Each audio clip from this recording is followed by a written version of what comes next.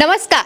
दिल्ली के अंदर आम आदमी पार्टी की राहें, केजरीवाल की राहें आसान कर दी गई हैं। वो समाजवादी पार्टी और ममता बनर्जी ने की है। आखिर ऐसा क्या हुआ है और किन वजहों से आम आदमी पार्टी के लिए चुनावी राहें आसान हो गई हैं, इस बारे में जानकारी लेंगे। हमारे साथ भरत जी जुड़े हुए हैं। भरत जी, आखिर ऐसा क्या हुआ है और आम आदमी पार्टी की राहें सपा ने और ममता बनर्जी की पार्टी ने क्यों आसान कर दी है? देखिए अवंतिका जी, दिल्ली के भीतर हम ये देख रहे थे कि सब अलग अलग लड़ाई लड़ रहे थे। कांग्रेस अलग, आम आदमी पार्टी अलग, भारतीय जनता पार्टी अलग, जेडीयू अलग और एआईआईएम अलग, सब अलग अलग महाराष्ट्र की तरह दिखाई दे रहा था। लेकिन महाराष्ट्र के भीतर समाजवादी पार्टी ने केजरीवाल को समर्थन दे दिया है। बड़ी खबर ये भी आ गई है निकलकर कि बंगाल में ममता बनर्जी, बंगाल की मुख्यमंत्री हैं, उन्होंने भी केजरीवाल को समर्थन दे दिया है। यानी केजरीवाल के साथ अब उत्तर प्रदेश की बड़ी पार्टी मानी जाने वाली समाजवादी पार्टी है और बंगाल की मुख्यमंत्री ममता बनर्जी की भी टीएमसी उनके साथ में है। मसला यह है कि इनके समर्थन करने से होगा क्या? क्या केजरीवाल की जीत की संभावनाएं और बढ़ जाएंगी? क्या होगा दिल्ली के भीतर? क्या भारतीय जनता पार्टी को इससे गहरा धक्का लगेगा? देखिए, मसला यह है कि केजरीवाल का अपना जनाधार है। आज की तारीख में हम देखें तो दिल्ली में सबसे ज़्यादा मजबूत पार्टी केजरीवाल की पार्टी है, आम आदमी पार्टी है। चाहे वो मुख्यमंत्री के चेहरे को लेकर हो, चाहे अपने कामों को लेकर हो, चाहे वो विवादों में बने रहने को लेकर हो, चाहे वो लाइमलाइट में बने रहने को लेकर हो, चाहे अपनी योजनाओं को लेकर हो, सबको मिलाएंगे भी तो भी आप केजरीवाल की आम आदमी पार्टी को आगे पाएंगे। लेकिन अखिलेश यादव के समर्थन देने का नंबर्स में मतलब क्या है, ये आपको समझना पड़ेगा। आज देखिए, दिल्ली में 45% जो बाहरी लोग हैं, दिल्ली में जो बाहरी लोग हैं उनमें 45% संख्या जो है वो उत्तर प्रदेश के लोगों की है जो दिल्ली के भीतर रह रहे हैं। क्योंकि दिल्ली एक ऐसी जगह है, देश की राजधानी है, जहां पर प्रवासियों की संख्या बहुत है।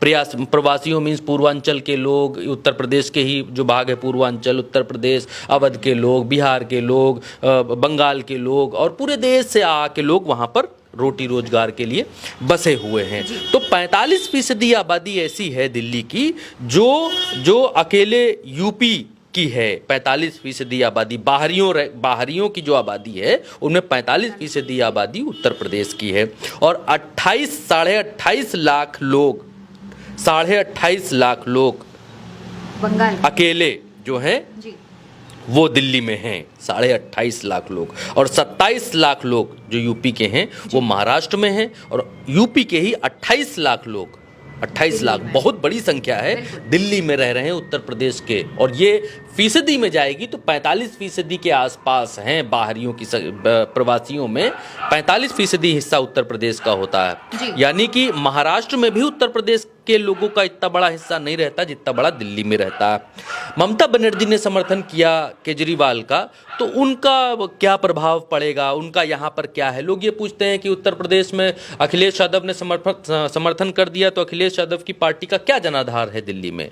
जनाधार नहीं, उत्तर प्रदेश के वोटर का जो है वो आधार दिल्ली के भीतर है। अगर अखिलेश यादव अपील करेंगे आम आदमी पार्टी को वोट देने की दिल्ली में, तो दिल्ली में जो आम आदमी पार्टी, जो समाजवादी पार्टी का समर्थक है, वो आम आदमी पार्टी को वोट करेगा, इसमें कोई दो राय नहीं है। अब ममता बनर्जी का जो मतदाता है बंगाल के जो लोग हैं जी, और आप ये देखेंगी कि क्षेत्रवाद बहुत चलता है उत्तर प्रदेश में, भारत में, और भारत के अलग अलग हिस्सों में क्षेत्रवाद। आप जाएंगे महाराष्ट्र जाएंगे तो वहाँ का अलग क्षेत्रवाद है, साउथ का अलग क्षेत्रवाद है, दिल्ली का अलग, उत्तर प्रदेश का अलग, बिहार में अलग। तो क्षेत्रवाद की जो पॉलिटिक्स है, इस पॉलिटिक्स का जो फायदा है वो अरविंद केजरीवाल को मिलता हुआ यहाँ पर दिखाई देगा। अब देखिए कि जो बंगाल के लोग हैं दिल्ली में, करीब 5 लाख बंगाली समाज के लोग रहते हैं और करीब 50% जो बंगाली समाज के लोग हैं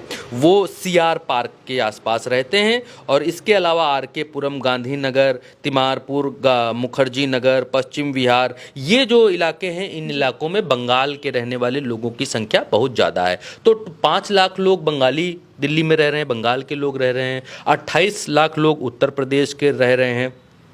तो यहाँ पर 32-33 लाख लोग हैं जो उत्तर प्रदेश और बंगाल के रह रहे हैं, इनमें आप मोटा मोटा पकड़कर चलेंगे तो आधे तो ऐसे लोग होंगे जो समाजवादी पार्टी के वोटर होंगे जी। 15 लाख तो लोग होंगे जो समाजवादी पार्टी के वोटर होंगे। और अगर 15 लाख वोटों की बढ़ोतरी समाजवादी पार्टी आम आदमी पार्टी की तरफ कर सकती है तो ये एक बहुत बड़ी संख्या है। आप देखेंगी तो लगभग 3 लाख, 3.5 लाख, 3 लाख, 3.5 लाख के आसपास वोटर्स विधानसभा की सीट के ऊपर होते हैं अमूमन उत्तर प्रदेश में, तो हमने यही देखा है।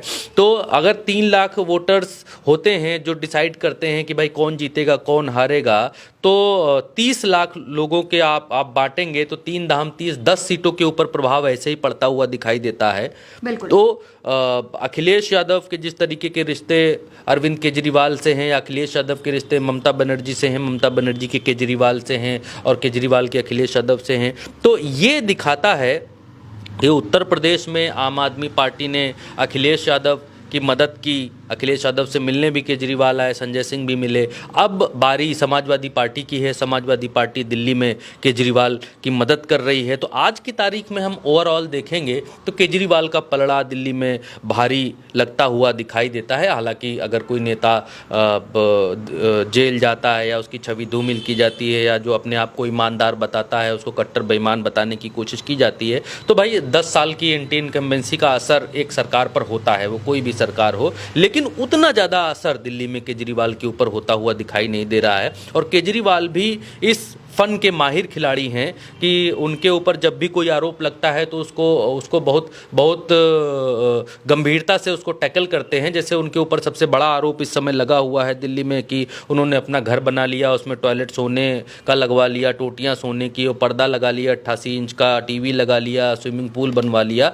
तो आज केजरीवाल और उनकी पार्टी ने केजरीवाल का वो घर लोगों के लिए खोलने के लिए दावा किया कि आज हम घर दिखाएंगे लोगों को कि कहाँ उनका सोने का टॉयलेट है। भारतीय जनता पार्टी ने पुलिस लगा दी, लोगों को देखने ही नहीं दिया घर। तो केजरीवाल भारतीय जनता पार्टी की चालों पर भारी पड़ते हुए नजर आ रहे हैं। भारतीय जनता पार्टी डाल है तो केजरीवाल पात है, चाहे नाटक हो, चाहे नौटंकी हो, चाहे जो हो, केजरीवाल भारतीय जनता पार्टी को उसी की भाषा में जवाब दे रहे हैं। और उत्तर प्रदेश और बंगाल से केजरीवाल को समर्थन मिलना ये दिखाता है कि केजरीवाल बिहार में आज की तारीख में जितनी भी पार्टियां लड़ रही हैं उन सब पार्टियों में लीड कर रहे हैं। बिल्कुल। और यहाँ पर एक और ये जो सवाल मेरे मन में आ रहा है कि दिल्ली के अंदर केजरीवाल को सपोर्ट भी कर दिया गया है, समाजवादी पार्टी और टीएमसी ने दे दिया है, लेकिन अभी कुछ दिनों पहले ही रमेश बिधूड़ी का जो बयान आया था, आतिशी के पिताजी को लेकर उन्होंने ऐसा बयान दिया, उसका भी असर क्या चुनावों में देखने मिलेगा? क्योंकि खबर ये भी आ रही है कि रमेश बिधूड़ी को हटाया जा सकता है, टिकट काटा जा सकता है। देखिए, क्योंकि राजीव कुमार जो चीफ इलेक्शन कमिश्नर हैं, उन्होंने भारतीय जनता पार्टी को अपनी प्रेस कॉन्फ्रेंस में फंसा दिया। अगर वो ये बात नहीं कहते तो रमेश बिधूड़ी चुनाव लड़ सकते थे, वो हीरो भी बन सकते थे। लेकिन जो राजीव कुमार ने अपनी प्रेस कॉन्फ्रेंस के भीतर कहा कि महिलाओं के प्रति जो चीज़ें कही जाती हैं, उनका जो अपमान किया जाता है, वो बर्दाश्त नहीं किया जाएगा। और ऊपर से भी एएनआई के एक यादव पत्रकार ने ये बात पूछ ली कि सर ये बताइए कि प्रियंका गांधी के गाल जैसी सड़कें और इस तरीके की जो भाषा का इस्तेमाल कर रही है भारतीय जनता पार्टी, तो क्या आप इस पर भी कोई एक्शन लेंगे? तो कहना पड़ गया इलेक्शन कमीशन को कि जी हाँ, अगर जरूरत पड़ेगी तो हम सख्त एक्शन लेंगे और ये निंदनीय है। तो चुनाव आयोग ने जब निंदा कर दी भारतीय जनता पार्टी के नेता की, जब चुनाव आयोग ने ये मामला जो है संज्ञान में ले लिया और प्रेस कॉन्फ्रेंसेज में ये बातें उठ गई, जब ये लाइमलाइट में, क्योंकि भारतीय जनता पार्टी इसी बात को लेकर जानी जाती है कि बातें करते रहो, बात में बने रहो। जो हिंदू मुसलमान वाला मुद्दा है या विपक्ष को छेड़ने वाला मुद्दा है, उस पर भारतीय जनता पार्टी काफ़ी लीड लेकर आगे काम करती है। यही रमेश बिधूड़ी हैं। जब अभी राजस्थान में चुनाव होना था तो संसद के भीतर उन्होंने, अमरोहा के मुस्लिम सांसद थे, उनको गालियां दी थी संसद के भीतर। और ठीक उसके बाद उनको राजस्थान की टोंक जो सीट है वहां का प्रभारी बनाकर भेज दिया गया था, भाजपा की तरफ से इनाम दिया गया था अभी राजस्थान के चुनाव में। अब दिल्ली में उनको इसीलिए उतारा गया। भारतीय जनता पार्टी में कुछ ऐसे सांसद हैं जिनको इन कामों के लिए लगाया जाता है। अब रमेश बिधूड़ी ने ऐसी डाइवर्ट करने के लिए चीज़ों आतिशी को लेकर जो कहा, डाइवर्ट करने के लिए जानी जाती है, मानी जाती है और अपने कुछ लोगों को इस तरफ लगाकर भी रखती है। रमेश बिधूड़ी का ये दांव उल्टा पड़ता हुआ दिखाई दिया, क्योंकि जिस पार्टी से भारतीय जनता पार्टी लड़ रही है वो पार्टी पात पात है। भारतीय जनता पार्टी अगर नाटक नौटंकी में डाल है तो अरविंद केजरीवाल की आम आदमी पार्टी पात पात है। आतिशी एक तरफ रोती हैं, दूसरी तरफ चुनाव आयोग ने भारतीय जनता पार्टी का थोड़ा गेम खराब किया यहाँ पर। राजीव कुमार का, क्योंकि ये आखिरी इलेक्शन है और राजीव कुमार इस आखिरी इलेक्शन में हीरो बनना चाहते हैं। वो ये दिखाना चाहते हैं कि उनके जैसा चीफ इलेक्शन कमिश्नर अभी तक आया ही नहीं, और वो जैसे निर्णय ले रहे हैं ऐसे निर्णय, कठोरतम निर्णय कोई ले नहीं सकता है। तो रमेश बिधूड़ी का पत्ता यहाँ पर कट हो सकता है, मे भी कट हो सकता है, लेकिन जिस तरीके की भारतीय जनता पार्टी की राजनीति है मुझे नहीं लगता कि उसको इस तरीके के बयानों से कोई फर्क पड़ता है। इस तरीके के बयान, गाली गलौज करने के बाद जो पार्टी अपने सांसद को प्रमोशन देती है, एक जगह पर प्रभारी बनाकर भेजती है, वो प्रियंका गांधी को के लिए इस तरीके की भाषा का उपयोग करने के बाद, आतिशी के लिए इस तरीके की भाषा उपयोग करने के बाद वो हटाएगी या उनके लिए कोई दंडात्मक कार्रवाई करेगी, मुझे नहीं लगता। इनाम ही देगी अगर देगी तो। बिल्कुल, यानी कि रमेश बिधूड़ी का जो बयान सामने आया उसके बाद अब यही कहा जा रहा है, जैसा कि भरत जी ने भी बताया और भी कई पत्रकार यही कह रहे हैं कि भारतीय जनता पार्टी की राजनीति अगर देखें तो रमेश बिधूड़ी हटाए तो नहीं जाएंगे, लेकिन देखना होगा कि चुनाव आयोग के भी प्रतिक्रिया सामने आने के बाद कोई एक्शन लिया जाएगा या नहीं। दूसरी तरफ आम आदमी पार्टी का सपोर्ट जो सपा और टीएमसी ने किया है उसको लेकर के भी आगे आने वाले चुनावों में क्या फायदा मिलता है वो भी देखने वाली बात होगी। लेकिन फिलहाल के लिए हमारी इस चर्चा में इतना ही। चर्चा अच्छी लगी हो तो वीडियो को लाइक शेयर कीजिएगा और चैनल को ज्यादा से ज्यादा सब्सक्राइब कीजिएगा।